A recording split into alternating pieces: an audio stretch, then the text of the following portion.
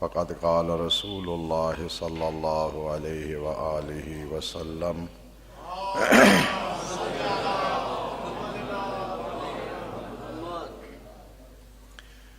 خمسۃ لا تطفأ نیرانہم ولا تموت ابدانہم رجل اشرک ورجل عق والدیہ ورجل سعى بأخیہ إلی السلطان فقتلہ ورجل قتل نفسا بغیر نفس ورجل اذنب وحمل ذنبه علی اللہ عز وجل صلوات۔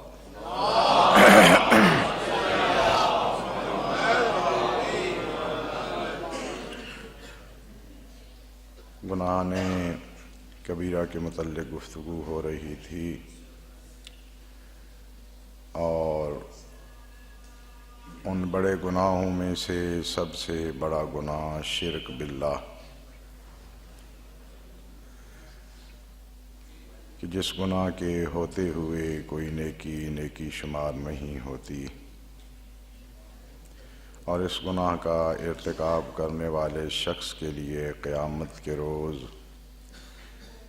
نامہ اعمال کا دفتر نہیں کھولا جائے گا، اور نہ ہی اس کے اعمال کے لیے میزان قائم کی جائے گی۔ سرکار رسالت صلوات اللہ علیہ وآلہ سے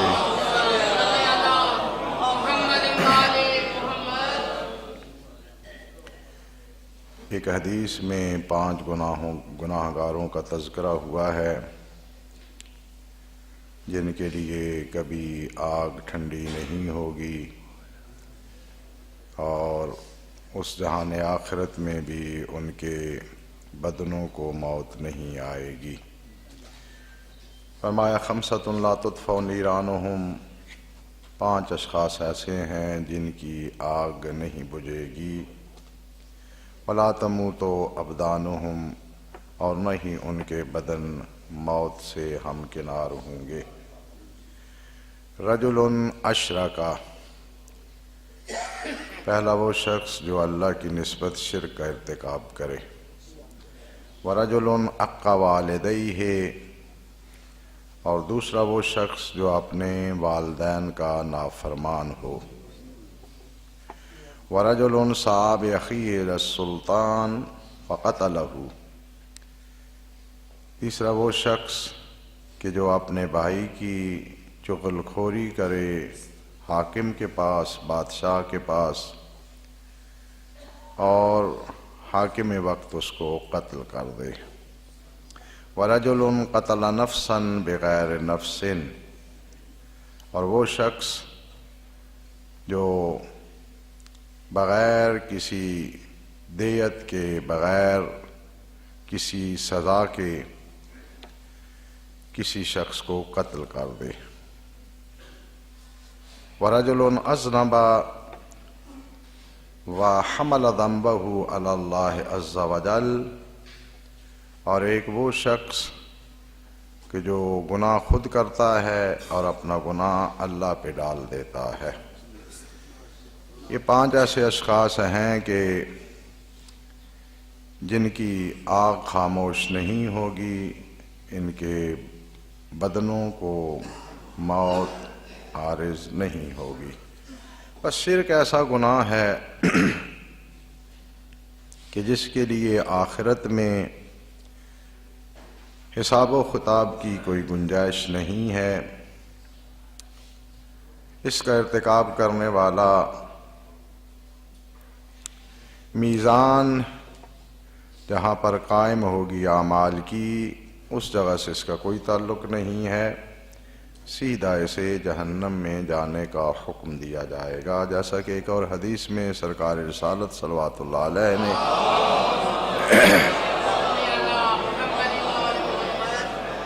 ارشاد فرمایا کہ ان اللہ عز وجل یحاسب کل خلق الا من اشرک باللہ، خداوند متعال قیامت کے دن ہر شخص کا حساب کرے گا، اس کی نیکیوں اور برائیوں کو شمار کیا جائے گا، تولا جائے گا، مگر جو اللہ سے شرک کا ارتکاب کرتا ہے۔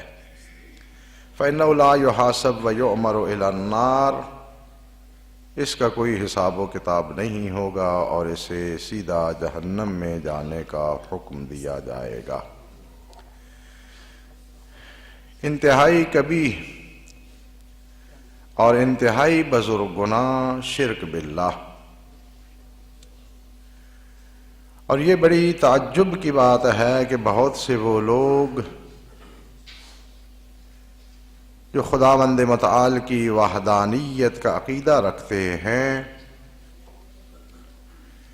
اس عقیدہ کے رکھتے ہوئے بھی ایسی باتیں کرتے ہیں یا ایسے نظریات کے قائل ہو جاتے ہیں کہ جو اللہ کی نسبت شرک شمار ہوتی ہیں، اور بے پرواہی سے کہہ رہے ہوتے ہیں اور اصرار بھی کر رہے ہوتے ہیں۔ اس زمانے میں جب کہ لوگوں کے لیے دین سے رابطہ اور تعلق انتہائی کمزور ہو چکا ہے، جو دیندار طبقہ بھی ہے اس کی دینداری نماز، روزہ، حج، خمس تک محدود ہے، اس سے زیادہ کسی شخص کو یہ ضرورت ہی محسوس نہیں ہوتی کہ مذہب کے متعلق کچھ جانے یا مذہب کی اطلاعات تک رسائی پیدا کرے۔ اور جو بہت بڑے مذہبی محقق بنے ہوتے ہیں ان کا صرف یہ اختصاص ہوتا ہے کہ وہ تاریخ اسلامی میں چند معلومات اپنے پاس رکھتے ہیں، اور وہ بھی اسی قسم کی معلومات کہ فلاں کام کرنے والے کا نام کیا تھا، فلاں کام کس سن کو ہوا، بس یہ معلومات ہیں جو اسلام کے نام پہ حاصل کی جاتی ہیں۔ اور جو ہمارے اس معاشرے کا، بر صغیر کے معاشرے کا جو سب سے بڑا مسئلہ ہے وہ یہ ہے کہ جو لوگ یونیورسٹیوں میں عربی ایم اے کر لیتے ہیں یا اسلامیات میں ایم اے کر لیتے ہیں یا تاریخ میں ایم اے کر لیتے ہیں، وہ تو ماشاءاللہ پھر دین کے بہت بڑے علامہ اور ٹھیکیدار بن جاتے ہیں، بے پرواہ اس سے کہ بھئی اگر عربی آنے سے مذہب سمجھ آ جاتا ہو تو یہ سارے عرب ممالک مجتہد ہونے چاہیے، ان کی تو زبان اپنی ہے۔ عربی جاننے سے بندے کو مذہب کی کوئی اطلاع نہیں ہوتی۔ عربی جو ایم اے عربی کرتا ہے، عربی کی گرامر اسے پڑھائی جاتی ہے، عربی ادیبوں کی تحریریں انہیں پڑھائی جاتی ہیں، عربی شاعروں کے شعر انہیں پڑھائے جاتے ہیں، تو اس سے اسلام آ جاتا ہے۔ ایک بندے نے تاریخ پڑھ لی، یونیورسٹی میں تاریخ کس چیز کی پڑھائی جاتی ہے؟ یونیورسٹی میں جو تاریخ پڑھائی جاتی ہے وہ تاریخ بنی امیہ کی ہے، بنی العباس کی ہے۔ اب جو بنی العباس اور بنی امیہ کی تاریخ جیسے معلوم ہوگی کہ فلاں خلیفہ صاحب کو فلاں بندے نے مارا تھا، فلاں بندے کو فلاں خلیفہ صاحب نے مارا اور ان کی جگہ پہ فلاں آ گیا، اس سے انسان اسلامی علوم کا عالم بن جاتا ہے۔ اور پھر اشتہار چھپتے ہیں علامہ، محقق، اب وہ تو انگریزی کے تو مجھے لفظ آتے ہی نہیں ہے، جو کہ میں نے اتنی انگریزی پڑھی ہی نہیں ہے۔ سکالر ہر جگہ پہ، یہ مسجد کے سامنے لگا ہوتا ہے، بعض اوقات ان لوگوں کے ساتھ لگا ہوتا ہے جن کی ریوڑیاں بنتے میں نے آنکھوں سے دیکھی ہیں، کیونکہ ریوڑیوں کے متعلق ہے نا کہ کوئی اگر دیکھ لے تو وہ کھا نہیں سکتا، تو بہت سی ریوڑیاں ایسی ہیں یہاں پاکستان میں جو میں نے آنکھوں سے بنتی ہوئی دیکھی ہیں۔ تعجب ہوتا ہے کہ اگر وہ دھوکہ دے رہے ہیں، وہ مذہب کے نام پہ فراڈ کر رہے ہیں، تو معاشرہ ان کا ساتھ کیوں دے رہا ہے؟ یہ اب سکالر ایک نئی قسم نکل آئی ہے، اور پھر اس قسم نے الحمدللہ اتنی ترقی کی ہے کہ جتنے گویے ہوتے ہیں محرم اور ماہ مبارک میں ان کا کاروبار نہیں چلتا، ان کے مندے دن آ جاتے ہیں، تو پھر وہ ٹی وی پہ بیٹھ پہ اسلامی سکالرشپ لے لیتے ہیں۔ جو منہ سے آتا ہے وہ اسلامی تحقیقات ہو رہی ہوتی ہیں اور اسلام پھیلایا جا رہا ہے۔ جب کسی بھی مذہب کے ماننے والے اپنے مذہب کی اتنی پستی کے قائل ہو جاتے ہیں تو مذہب میں بگاڑ شروع ہو جاتا ہے۔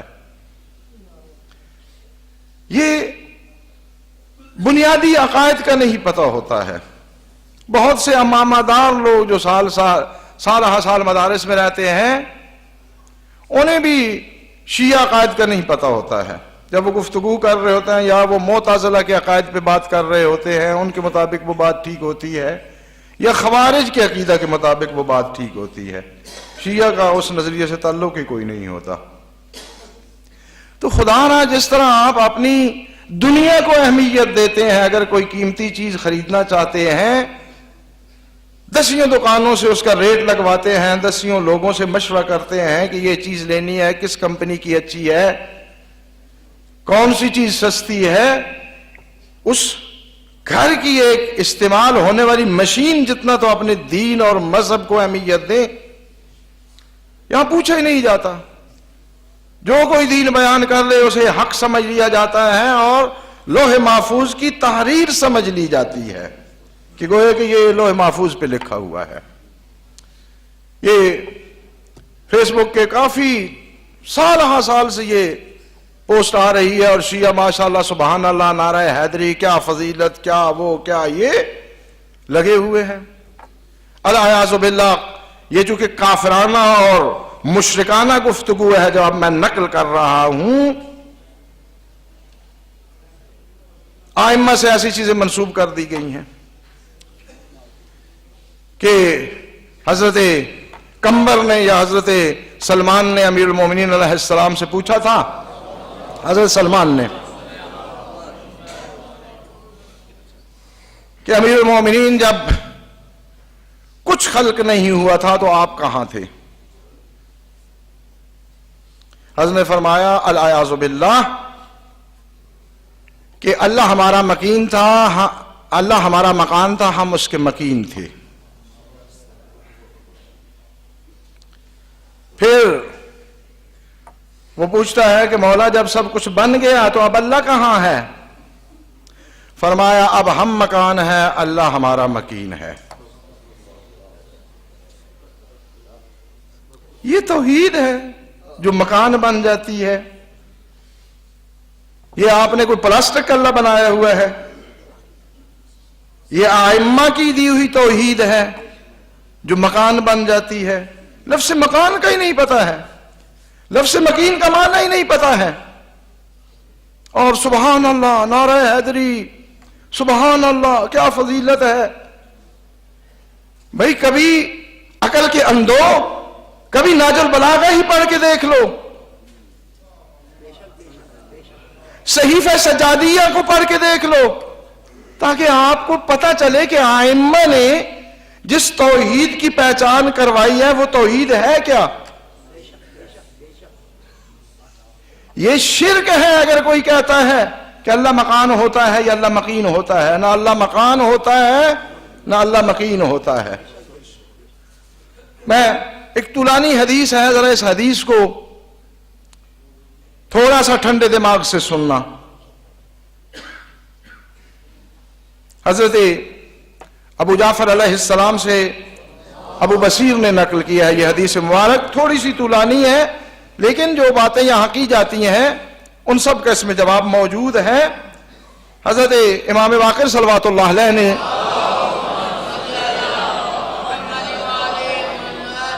کی خدمت میں یہ ابو بصیر جاتا ہے اور پوچھتا ہے کہ مولا اخبرنی عن ربک متی کان،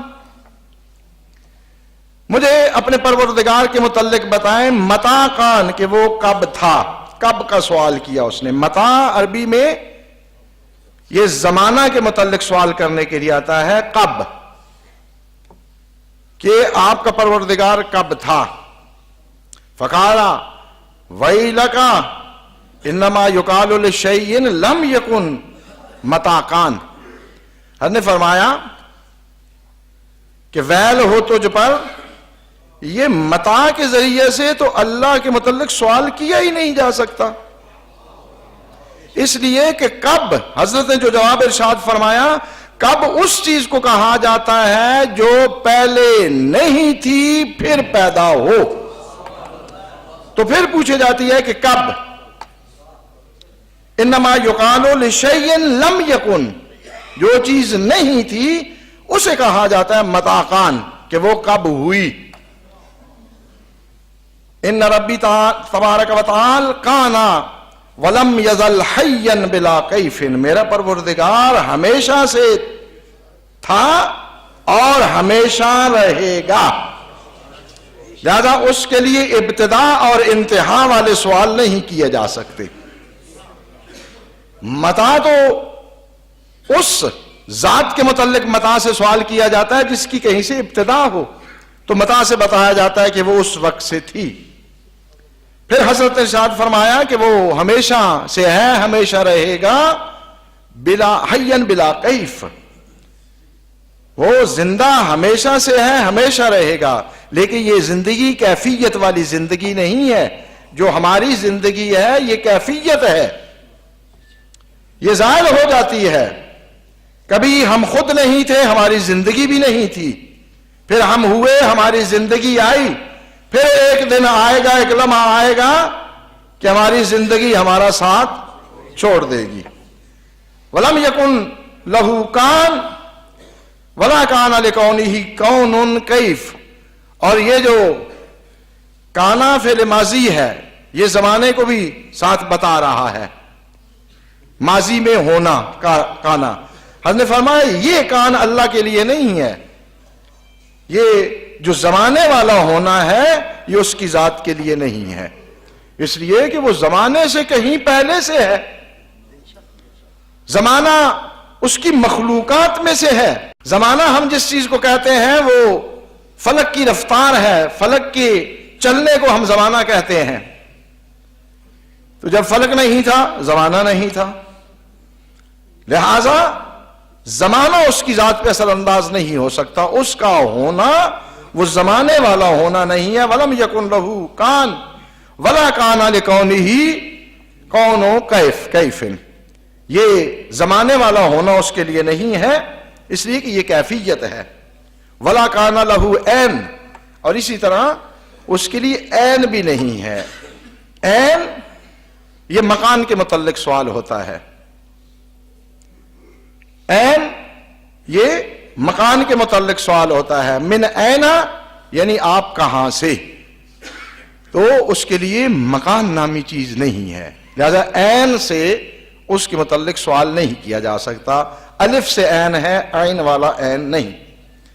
ولا کانا فی شیئن، یہ پچھلی حدیث میں بھی تھا، یہ میں بالخصوص اس جملے پہ پچھلی دفعہ بھی روکا تھا، اس دفعہ بھی روک رہا ہوں کہ کچھ خبیث اذہان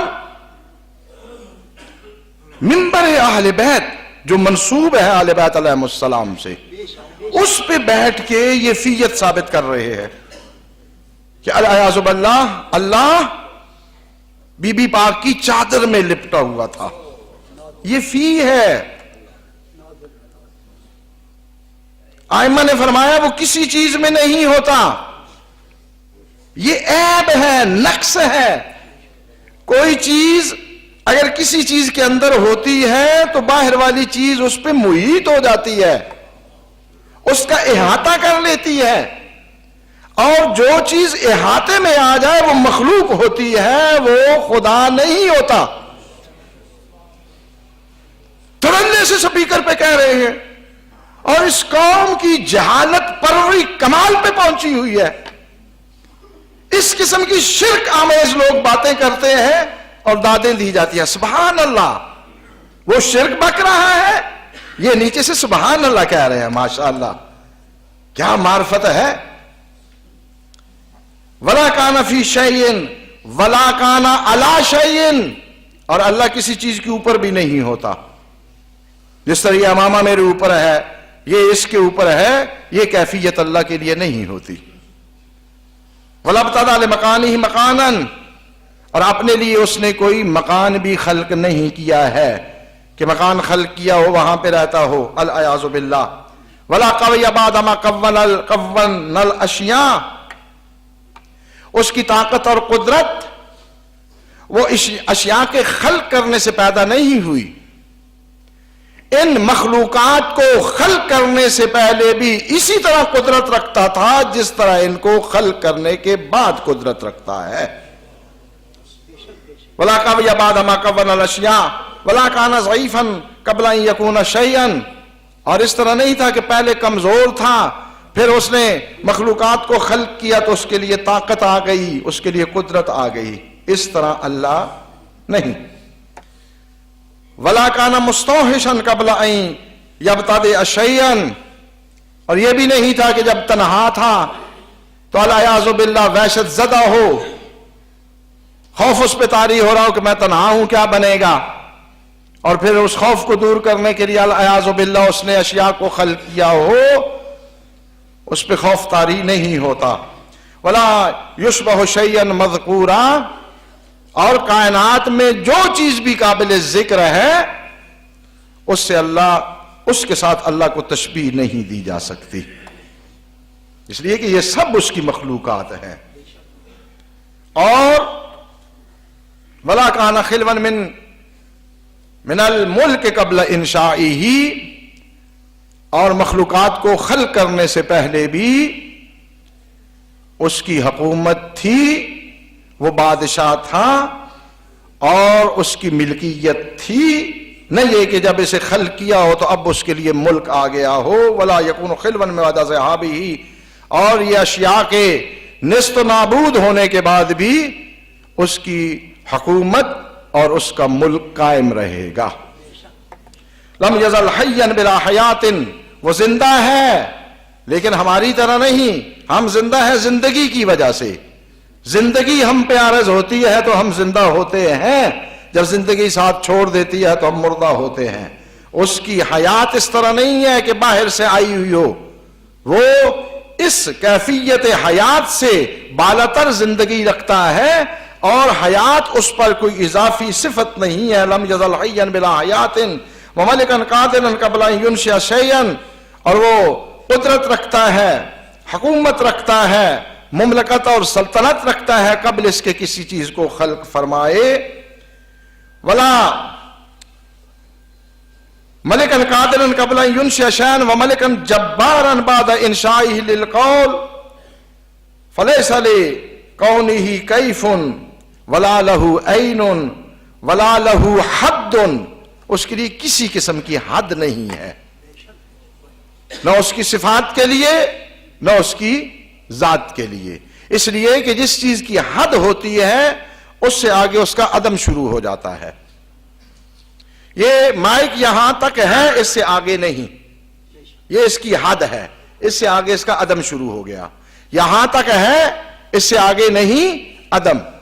جو چیز بھی حد رکھتی ہے اس پر عدم طاری ہو جاتا ہے، لہذا اس کی ذات میں کہیں پر کوئی حد نہیں آتی کہ جہاں کہا جائے کہ یہاں تک، اس سے آگے نہیں۔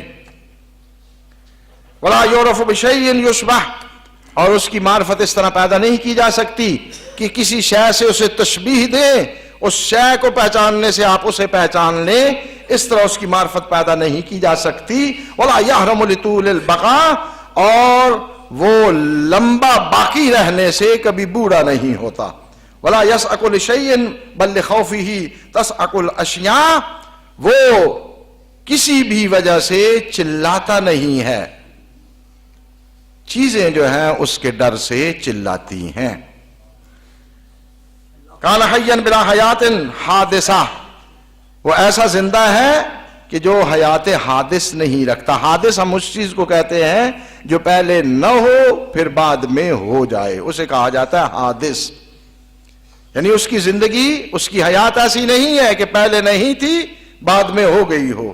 وَكَوْنٌ مَوْصُوف وَلَا كَيْفٌ مَحْدُود، اور نہ ہی اس کے لیے کوئی کون ہے ایسی جس کا وصف بیان کیا جا سکے، نہ کیفیت ہے جو حد رکھتی ہو، ولا عین موقوف علیہ، اور نہ وہ عینیت رکھتا ہے یعنی مکان، ولا مکان جاور شیئا بل حی یعرف، اور نہ بھی وہ ایسی کوئی مکان رکھتا ہے جو کسی چیز کا ہمسایہ ہو، بلکہ وہ زندہ ہے اور اس کی پہچان کی جاتی ہے.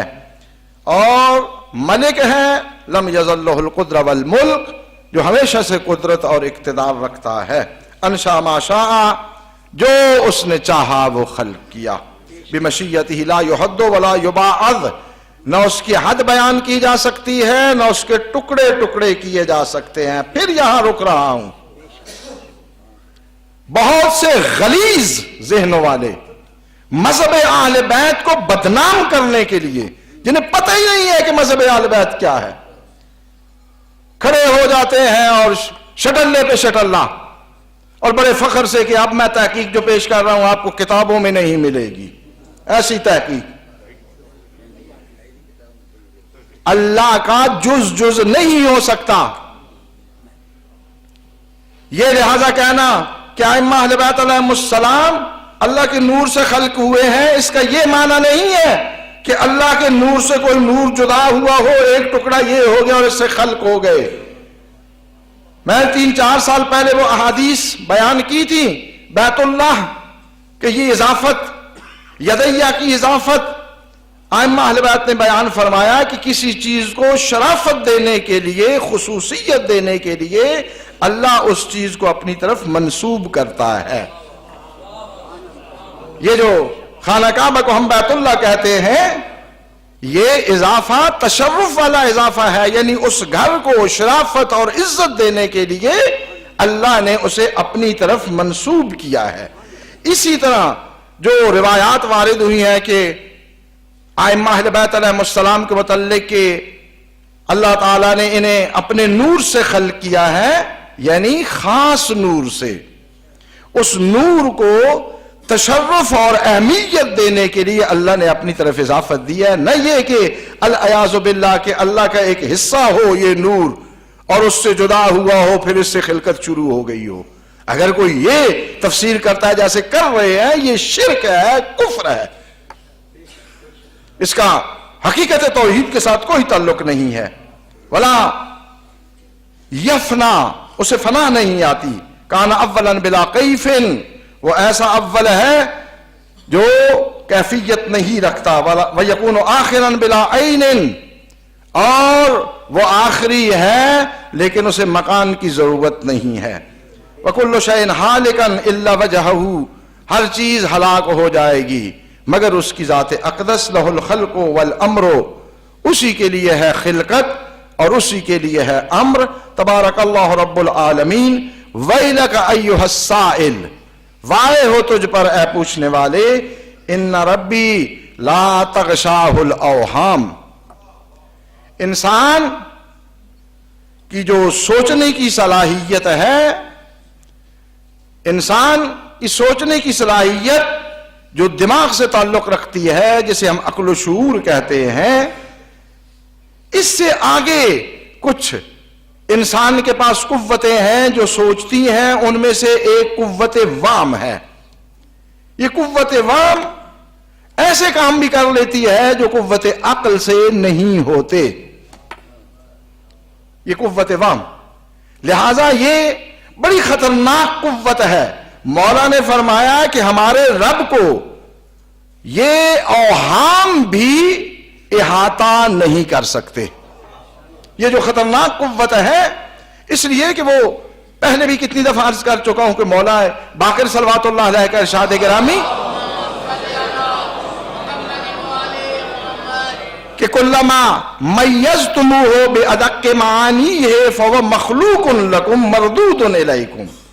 انسان اپنی انتہائی باریک بینی اور انتہائی سوچ و بچار کے ذریعے سے اپنے ذہن میں جو اللہ کا تصور کرتا ہے، تصور بناتا ہے، تصویر بناتا ہے اللہ کی اپنے ذہن میں، یہ اللہ نہیں ہے، یہ آپ کے ذہن کی مخلوق ہے اور آپ کی طرف سے رد کر دیا جائے گا. یہ اللہ نہیں ہے.